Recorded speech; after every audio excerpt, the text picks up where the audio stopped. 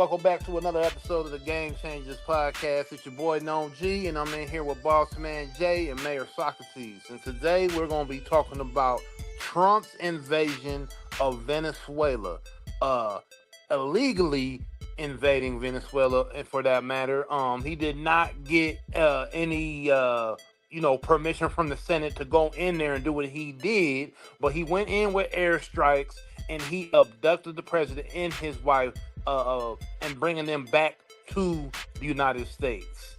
What's going on, fellas?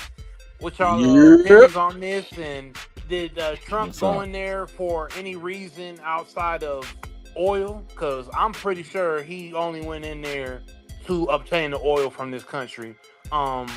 There's rumors that it was more so about drugs and this, that, and the other, but we know that Trump has just pardoned a huge drug dealer out of, I believe, Honduras.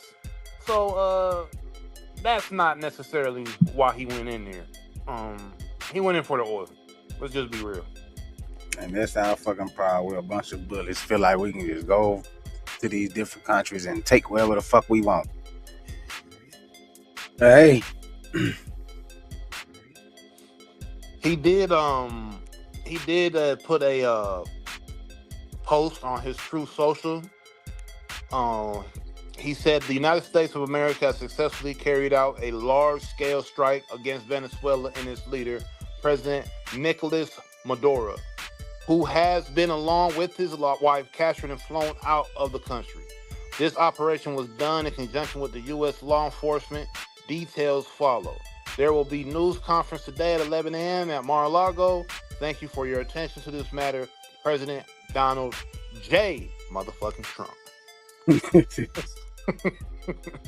So, yeah, man, he's pulling boss moves. A lot of people feel he's doing this again to get a lot of the heat off of him by, we know a lot of the things that's been going on in the news with the Epstein files and all this. That's exactly what it is.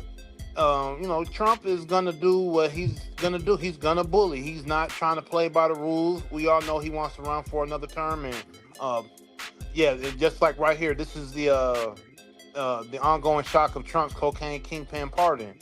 Donald Trump pardoned Juan Orlando Hernandez, the former president of Honduras, and toppled the capstone of one of the most ambitious narcotics investigations in history of the Department of Justice. So we know it can't be drugs on why he went into Venezuela. I mean, he just pardoned one of the biggest dope dealers out of Honduras. So what are we talking about? So you definitely didn't go there for the drugs. No. We know that's a lie. And it's also in direct competition with China, because China is one of the biggest importers of Venezuelan oil. So this is also to, ruffle the feathers of China as well. Geopolitics for sure. It's a big chess game, and Venezuela is a pawn in that chess game that just so happens to have a lot of oil attached to its name, and China and Russia being its biggest backers.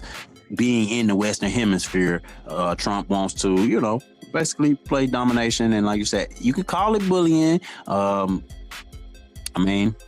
They want to control the resources. So Trump did put out tweets and whatnot about him going into Venezuela. And this is what he said. The United States of America has successfully carried out a large-scale strike against Venezuela and its leader, President Nicolas Maduro, who has been, along with his wife, captured and flown out of the country.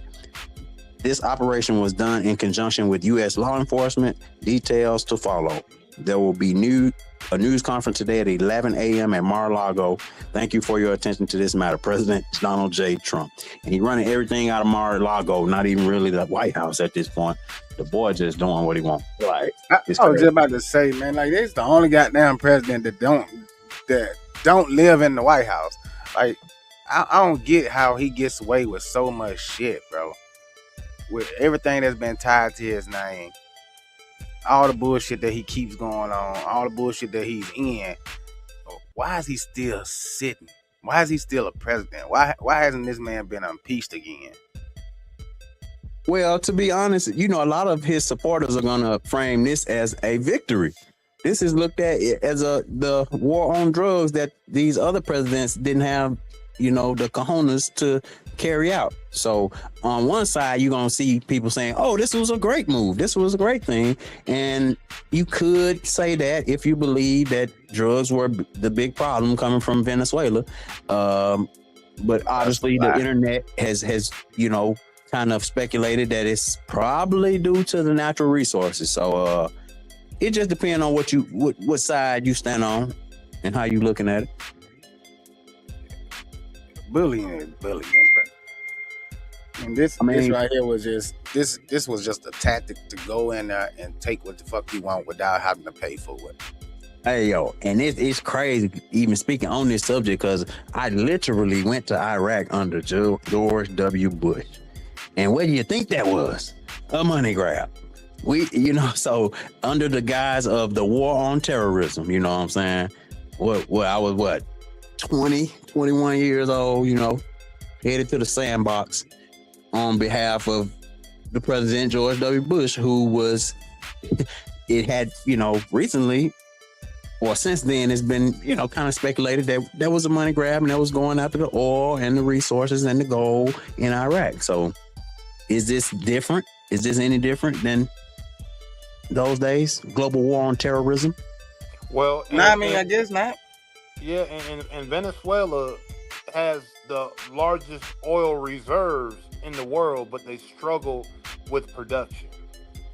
So the oil is there, right? And the oil runs the world. Cars are still running off oil. All kinds of things in this world run off oil and need oil to basically, keep a country running, to keep an economy going. And whoever controls the resources controls the world. So Trump is a bully. He's been a bully in business. He's become president twice, and he's going to play bully politics. He's not going to go in there and play fair. He doesn't respect other leaders of the world. He doesn't really, he came in when he got inaugurated. Think about how many people didn't want to side with America once he became president. Like, our allies were like almost turning their back on us essentially. So, it's the way he plays. It's the way he plays ball, and him going in there, essentially kidnapping. Because once again, he illegally did this. Exactly. This was not. So will he be charged for this? Can he be charged for this? And international courts, I guess, like at the UN or something. But these guys, these presidents and all this, have had stuff put down on them all the time. Nothing happened to them. So there's a big thing going on in the international courts right now, the ICC.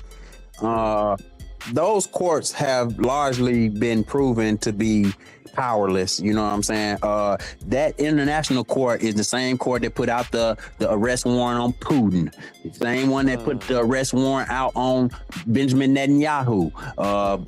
There's no real enforcement arm of the, international court. So, it's all ideological. A lot of this shit, they talk about like freedom, like America talks about freedom a lot, where there's a lot of people who technically weren't free for a long time.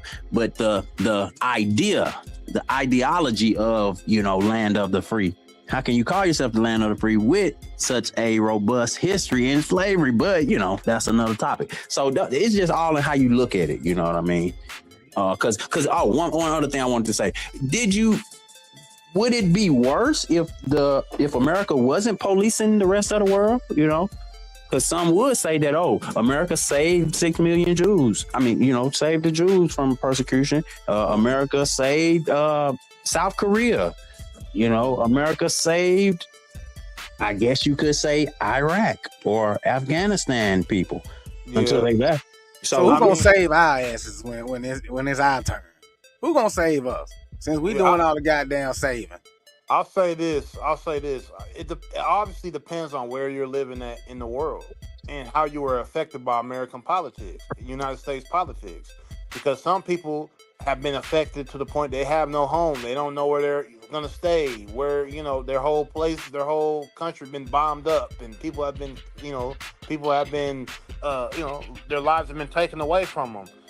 From American politics. But some places where American politics benefited their country, they're going to probably love America or feel that America's done so much for their country. Yeah, so just being American, we have to recognize our privilege because our privilege comes from, you know what I'm saying, the subjugation of other people. You know what I'm saying? There has to be a third world country in order for to be a first world country. Because how did France become a first world country? Fucking taking advantage and stealing resources from the third world. It's crazy. Or the so-called, or what we so-called call the third so-called third. You're right. Because, I'm glad you said that. Yep. Some motherfuckers, they got it. Because just to make this, we think it is.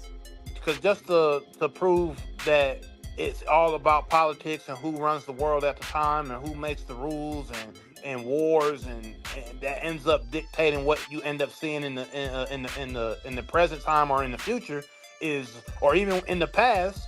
For instance, you know, my family's Nigerian, right?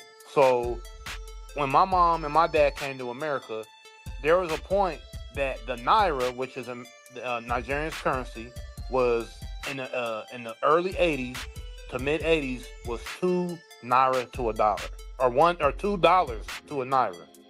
It was $2 to a naira in the early 80s, mid 80s. Most people don't know that. You had to have $2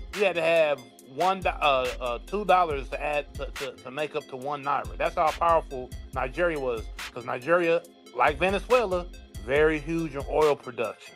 Very huge in oil production. And oil was going crazy back then. And people were buying all from Nigeria. But they did some bad business with Europe.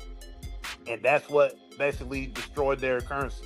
And now today, $1 is 1,500, 2,000 naira. 30 years later. You know what I'm saying? So this is where, politics can come in and destroy a country and to destroy a whole country's economic system. Yes, because and we talk about, how oil shapes finance and business and stuff. We work on this system called the petrodollar, which means our currency is not backed by gold like it used to be when President Nixon took America off the gold standard, and it just became our military might is the strength behind the dollar. You know what I'm saying? So that's basically, the CIA's job to kind of, manage these relationships and keep these people in a subservient role. And I'm glad you said that, because there is a book that's called The Political Hitman, and in that book they basically let you know that the CIA goes into countries and are essentially there to topple that government and those leaders of that government and place who they want to place in. And this is essentially what I feel that's going to happen here in Venezuela. That president was taken out of there with his wife. They're going to get locked up, and they're going to put who they want in Venezuela's leadership. Yes, for sure. But so they can get what they want out of it. Let's ask this question. How the hell did they know exactly where that president was hiding out at? Because the next man up told. And I mean, that's kind of like the role of the CIA. You know what I'm saying? They infiltrate these countries, bro. It's so deep to where he knew he wasn't safe. He knew somebody probably in his regime probably was keeping tabs on him for that big payday. That next man up, the motherfucker that's sitting behind him, his right hand man, who he thought was his right hand man the whole time, was plotting to get your ass up out of there.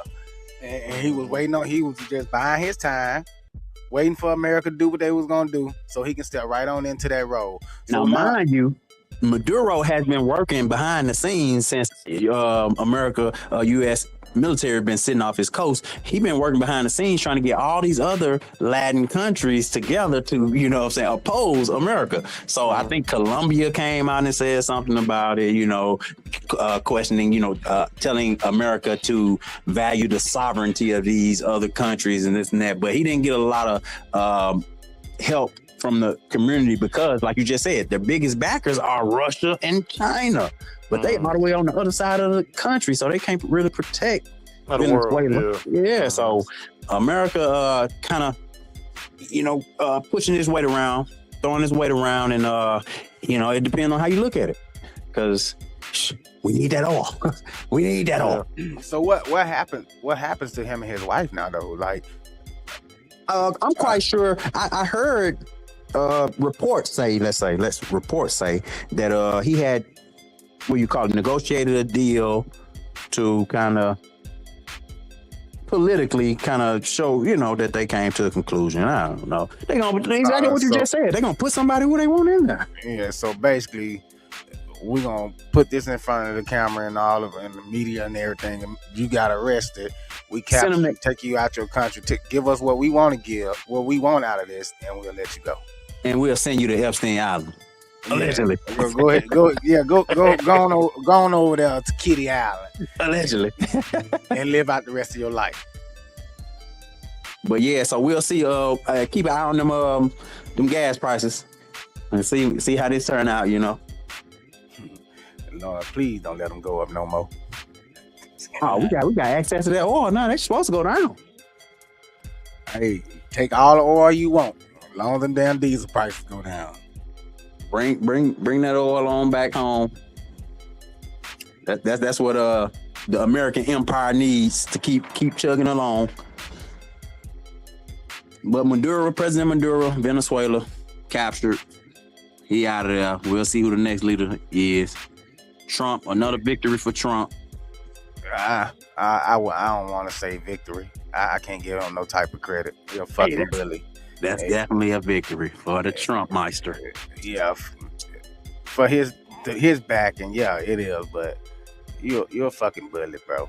I was for Trump. I ain't gonna sit here and lie like I wasn't because of the trucking industry. But now, bro, fucking idiot. I'm sorry. I can't get behind that shit.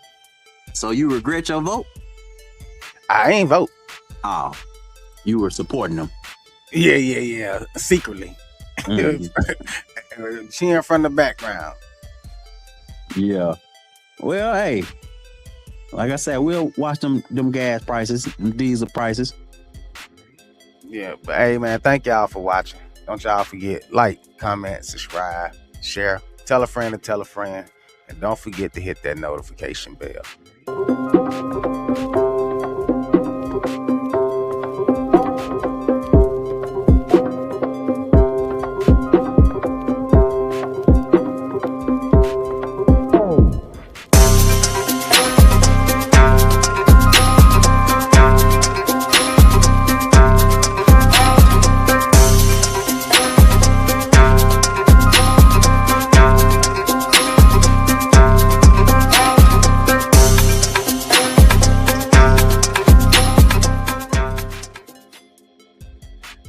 Damn, man, I gotta